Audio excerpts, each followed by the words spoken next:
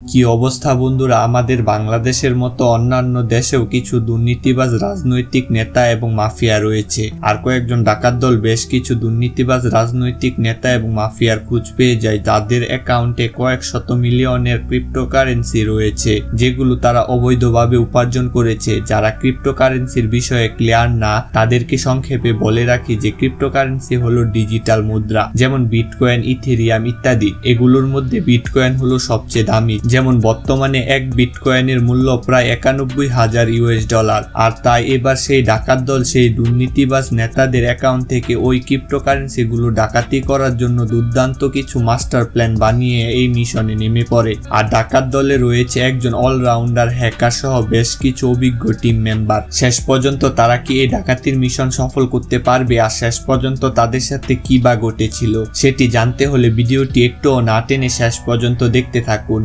Movie শুরুতে আমরা Mason এবং এমিলিয়াকে দেখতে পাই, যারা একটি প্রাইভেট জেটে করে শহরের ধনী ব্যক্তিদের আয়োজন করা একটি পার্টিতে এসেছে। মূলত তাদেরকে এখানে ইনভাইট করে আনা হয়েছিল। মেসন ও এমিলিয়া ড্রিঙ্ক করে আনন্দ করে পার্টিতে অনেকটা সময় কাটায়। কিছুক্ষণ পরে প্যারেস নামের একজন ধনী ব্যক্তির সাথে তাদের পরিচয় হয়। প্যারেস এই পার্টির আয়োজক ছিল, একই সাথে সে দেশের একজন অন্যতম ধনী ব্যক্তি। কথাবার্তার এক পর্যায়ে মেসন বলে যে দামি দামি গাড়ি স্টক করা তার অনেক পছন্দের কাজ। এই কথা শুনে প্যারেস ওদের উপরে অনেকটা ইমপ্রেস হয়ে যায়। এই জন্য প্যারেস তাদেরকে দামি গাড়ির কালেকশন দেখাতে নিজের গ্যারেজে নিয়ে যায়। প্যারেসও নতুন নতুন গাড়ি কিনে স্টক করতে পছন্দ করত। প্যারেস ওদেরকে তার কালেকশনে থাকা সবচেয়ে দামি গাড়িটি দেখায়, যেটার দাম প্রায় $22 মিলিয়ন।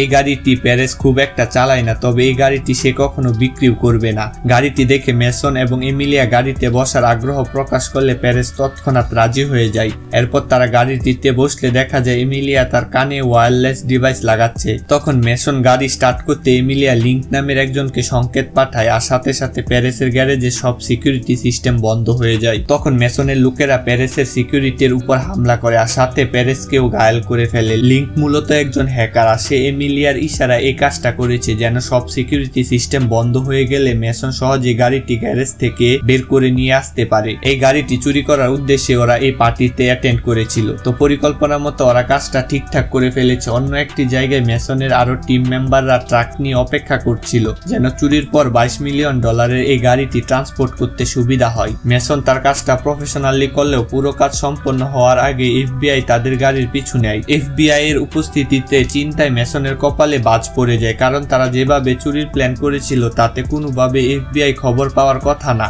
আর এ পর্যায়ে পরিষ্কার হয়ে যায় যখন মেসন দেখে যে এমিলিয়া তার দিকে বন্দুক ত্যাগ করে আছে। এমিলিয়া জানায় সে নিজে FBI এজেন্ট। এতদিন ধরে কেবল মেসনকে হাতে নাতে ধরার জন্য সে মেসনের সাথে অভিনয় করে যাচ্ছিল, কিন্তু মেসন সত্যি সত্যি এমিলিয়াকে ভালোবেসেছিল। মেসন তার টিম মেম্বারদের প্ল্যান বি অনুসরণ করতে বলে। সে প্ল্যান অনুযায়ী সব টিম মেম্বার একটি ব্রিজের উপরে সে পানিতে ঝাঁপ দিয়ে পালিয়ে যায়। অপরদিকে মেসন ও এমিলিয়াকে ফাঁকি দিয়ে সেখান থেকে পালিয়ে যায়। গাড়ি চুরি করতে না পারলেও পুলিশের হাত থেকে মেসন নিজেকে বাঁচিয়ে নেয়। এরপরে সময় কেটে যায় 3 মাস। এখানে মেসনকে দেখা যায় সে বারান্দায় বসে রিল্যাক্স করছে। এমন সময় সেখানে সন নামের একজন টিম মেম্বার আসে, আর সন ছিল মেসনের ছোট ভাই, একই সাথে এই টিমের একজন মেম্বার। সন এসে মেসনকে সাথে নিয়ে একটা ব্যাংক ডাকাতির পরিকল্পনা করে, কিন্তু মেসন এখন এসব চুরি ডাকাতি থেকে দূরে থাকতে চায়। কিছুতে সে আর এসব চুরি ঝামেলায় জড়াতে চায় না। তবু সন বারবার তাকে বোঝানোর চেষ্টা করে। যখন ব্যর্থ হয় তখন সে একটি মোবাইল ফোন মেসনের টেবিলে রেখে দেয়। এরপর সন সেখান থেকে চলে যাওয়ার সময় বলে যায় যে যদি মেসন তার সিদ্ধান্ত পরিবর্তন করে তাহলে যেন ফোন করে তাকে জানিয়ে দেয়। এরপর 3 দিন কেটে গেল, মেসন ফোন করে না। হঠাৎ লিংক ফোন করে মেসনকে জিজ্ঞাসা করে আজকের চুরিতে সে কেন যায়নি। ব্যাপারটা হলো এর আগে মেসন তার ভাই সনকে মানা করে দিয়েছে যে সে আর চুরি করবে না এবং এই প্ল্যানের আগে পিছে কোথাও সে থাকবে না, কিন্তু সন বাকি টিম মেম্বারদের এটা না জানিয়ে তাদেরকে মিথ্যা বলে। সন তাদেরকে জানায় মেসনও এই চুরিতে তাদের সাথে থাকবে। এই জন্য পুরো বিষয়টা সামাল দেওয়ার জন্য সনের সাথে দেখা করতে চলে যায়। অপরদিকে আমরা সনকে দেখতে পাই যে একজন লোককে ফিঙ্গারপ্রিন্ট দেওয়ার জন্য কনভিন্স করার চেষ্টা করছে। এই লোকটি মূলত একজন ব্যাংকের ম্যানেজার। ব্যাংক ম্যানেজার কিছুতে ফিঙ্গারপ্রিন্ট দিতে রাজি না হলে সন বন্দুক দেখিয়ে ভয় দেখিয়ে ফিঙ্গারপ্রিন্ট আদায় করে নেয়। সন ব্যাংকের ম্যানেজারকে বন্দি করে ব্যাংকের দিকে যেতে শুরু করলে মেসন সেখানে হাজির হয়ে সনকে বোঝাতে শুরু করে যে চুরিটা যেন সে না করে। সন কিছুতে মেসনের কথা শুনতে চায় না। চুরির প্ল্যানিং অনুযায়ী অলরেডি বাকি কার্যক্রম শুরু হয়ে গেছে। ব্যাংক ম্যানেজারের ফিঙ্গারপ্রিন্ট নেওয়া প্ল্যানিং এর প্রথম ধাপ। এখন কোনোভাবে সেখান থেকে পেছানোর পথ খোলা নেই। সন ম্যানেজারকে নিয়ে ব্যাংকে ঢুকে পড়লে বাধ্য হয়ে মেসন ব্যাংকের ভিতরে চলে আসে। টিমের অন্যান্য সদস্যরা পরিস্থিতি সামাল দেওয়ার জন্য আগে থেকে ব্যাংকের ভিতরে যার যার পজিশন পজিশন নিয়ে দাঁড়িয়ে আছে। সন তাদের টিম মেম্বারদেরকে ব্যাংকে থাকা গ্রাহকদের উপর লক্ষ্য রাখতে বলে আর সে ম্যানেজারকে নিয়ে ব্যাংকের ভল্ট খুলতে চলে যায়। মেসন তাদের পিছু যেতে যেতে সনকে জিজ্ঞাসা করে যে সে মূলত এখান থেকে কি চুরি করতে চায়। সন বলে যে এই ব্যাংকে একটি ফ্ল্যাশ ড্রাইভ রয়েছে আর সেই ড্রাইভে বিলিয়ন বিলিয়ন ক্রিপ্টোকারেন্সি রয়েছে আর তারা মূলত সেই ফ্ল্যাশ ড্রাইভটা চুরি করতে এখানে এসেছে। এরপর তারা ভল্ট রুমে ঢুকে যেই লকারে ফ্ল্যাশ ড্রাইভ ছিল সেটা চিহ্নিত করে ফেলে। এরপর তাদের টিমের হ্যাকার লিংকের মাধ্যমে তারা লকারটির পাসওয়ার্ড অ্যাক্সেস করে সেটি খুলে ফেলে, কিন্তু দেখা যায় সেই লকারে কিছুই নেই। তখন ম্যানেজার জানায় যে ফ্ল্যাশ ড্রাইভটা এই লকারে রাখা নেই আর সেটি অনেক হাই সিকিউরিটির সাথে অন্য কোথাও রাখা আছে। ম্যানেজারের কথা শুনে মেসন সনের উপর প্রচন্ড রেগে যায়, কারণ পরিকল্পনার প্রথম ধাপেই তারা ফেল করেছে। অপরদিকে ব্যাংকের সামনে এফবিআই টিম এসে চারদিক থেকে ব্যাংকটিকে ঘিরে ফেলেছে আর এমিলিয়া সেখানে অপারেশন ইনচার্জ হিসেবে এসেছে। তখন মেসন সনকে জানায় যেন পুরোটা সময় ম্যানেজারকে সে গান পয়েন্টে রাখে। এরপর মেসন এমিলিয়ার সাথে যোগাযোগ করার জন্য লিংকের কাছে আসে। এমিলিয়ার কণ্ঠ শুনে প্রথমে মেসন একটু আবেগী হয়ে যায়, তবে মুহূর্তে সে নিজেকে সামলে নেয় আর এমিলিয়ার সাথে প্রফেশনালি কথা বলতে শুরু করে। তখন এমিলিয়া ব্যাংকে বন্দি করে রাখা লোকগুলোকে মুক্ত করে দেওয়ার জন্য সে মেসনের সত্যগুলো জানতে চায়। মেসন শুরুতে বলে যে সে ব্যাংক থেকে 50 গজের মধ্যে এফবিআই এর ছায়াও দেখতে চায় না আর কথা না শুনলে সে সব বন্দীদের মেরে ফেলার হুমকি দেয়। এমিলিয়া মেসনের কথা মতো এফবিআই সদস্যদের ব্যাংক থেকে দূরে সরিয়ে রাখে। এরপর মেসন তার দ্বিতীয় সত্য হিসেবে ব্যাংকের ভিতরে খাবার পাঠাতে বলে। মেসনের সত্যের বিপরীতে এমিলিয়া আরেকটি সত্য দেয়, সেটি হলো খাবার পানি পেতে হলে বন্দীদের মধ্যে দুজনকে ছেড়ে দিতে হবে। এ কথায় মেসন রাজি হয়, তবে সে খাবার নিয়ে এমিলিয়াকে ভিতরে আসতে বলে। যদি এমিলিয়া খাবার নিয়ে ভেতরে আসে তবে মেসন সত্য অনুযায়ী কাজ করবে। মেসন সকল বন্দীদের ব্যাংকের অন্য একটি রুমে শিফট করে, সেখানে তাদের অপেক্ষা করতে বলে আর জানায় এখানে তাদের খাবার দেওয়া হবে। এরপর মেসনের কথা মতো এমিলিয়া খাবার নিয়ে ভিতরে আসে। মেসনকে বোঝানোর চেষ্টা করে যেন সে নিজেকে সারেন্ডার করে, কারণ এফবিআই চারদিক থেকে যেভাবে ব্যাংকের উপর নজর রেখেছে তাতে সেখান থেকে পালানোটা মেসনের জন্য অসম্ভব আর তাই সে যদি সারেন্ডার করে তাহলে তার শাস্তি কম হবে। তবে মেসন এমিলিয়ার এসব কথাকে গুরুত্ব না দিয়ে তাকে সেখানে অপেক্ষা করতে বলে এবং সে সোজা খাবার নিয়ে গিয়ে বন্দীদের মাঝে বিলিয়ে দেয় আর তাদের খাবার খাওয়া শেষ হলে সত্য অনুযায়ী দুজন বন্দীকে এমিলিয়ার হাতে তুলে দেয়। পরের সিনে মেসন আর লিংককে দেখতে পায়। দেখা যায় এতক্ষণে লিংক ওই ফ্ল্যাশ ড্রাইভের ব্যাপারে কিছু তথ্য সন্ধান করে ফেলেছে। আসলে ওই ফ্ল্যাশ ড্রাইভটা ইজাবেল নামের এক মহিলা, যে অনেক বড় একজন রাজনৈতিক নেতা এবং একই সাথে অনেক পাওয়ারফুল একজন মানুষ। লিংক সেই ফ্ল্যাশ ড্রাইভটা সঠিক লোকেশন জানার চেষ্টা করতে থাকে আর মেসনের সাথে ওই ব্যাপারে আলোচনা করতে থাকে। আর এই আলোচনার মধ্যে সন একটু অন্যমনস্ক হতে ব্যাংক ম্যানেজার তার উপরে অ্যাটাক করে বন্দুক নিয়ে পালিয়ে যাওয়ার চেষ্টা করে। এটা দেখে মেসন দ্রুত ম্যানেজারকে ধরতে তার পিছু নেয়। এক পর্যায়ে সে ম্যানেজারকে ধরে আবারও সেখানে নিয়ে আসে। ততক্ষণে সেখানে সনও চলে এলে দুজন মিলে ম্যানেজারকে চাপের মুখে ফেলে ম্যানেজার একটা গোপন ভল্টের কথা বলে আর সেটাতে ওই ফ্ল্যাশ ড্রাইভ রাখা আছে। তবে সে মেসন আর সনকে সাবধান করে দিয়ে বলে তারা যেন ওই ফ্ল্যাশ ড্রাইভের পেছনে না দৌড়ায়, কারণ ওই ফ্ল্যাশ ড্রাইভের মালিক ইজাবেল হলো এবেল নামের একজন ক্ষমতাধর মাফিয়ার স্ত্রী। এবেল একাধারে ভয়ঙ্কর একজন অপরাধী এবং রাজনৈতিকভাবেও সে অনেক পাওয়ারফুল। এমনও হতে পারে যে ওই ফ্ল্যাশ ড্রাইভে ক্রিপ্টোকারেন্সির সাথে এমন কোনো ইনফরমেশন সহ ডকুমেন্ট আছে যেটা পাবলিক হয়ে গেলে অনেক বড় বড় সরকারি কর্মকর্তা এবং রাজনৈতিক ব্যক্তিরা বিপদে পড়ে যাবে। এমনও হতে পারে যে মেসন টিম সহ সেই ভল্টে পৌঁছানোর আগে এবেল তার লোকজন পাঠিয়ে মেসনদের মেরে ফেলতে পারে। তবে এত কিছু জেনেও মেসন সিদ্ধান্ত নেয় যে সে ওই ভল্ট খুঁজে বের করবেই এবং দেখবে যে সেই ড্রাইভে ক্রিপ্টোকারেন্সি ছাড়াও আর কি কি তথ্য রয়েছে। এরপর তারা সেখান থেকে ওই ভল্ট খোঁজার জন্য বেরিয়ে পড়ে। অপরদিকে দেখা যায় সেই মাফিয়া এবেলের সহকারী, যার নাম অ্যালেক্স, সে এসেছে ব্যাংকের পরিস্থিতি পর্যবেক্ষণ করার জন্য।